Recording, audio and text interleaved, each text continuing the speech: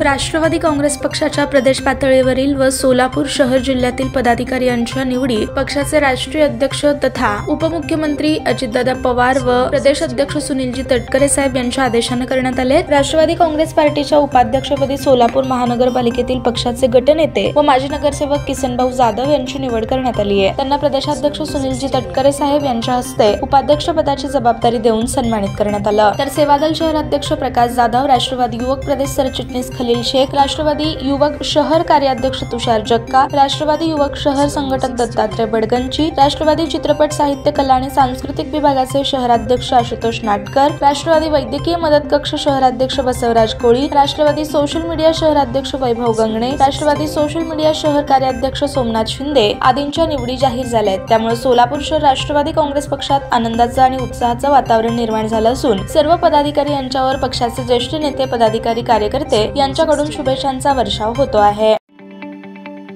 ताज्या बातम्या पाहण्यासाठी प्राईम महाराष्ट्र न्यूज चॅनलला सबस्क्राईब करा।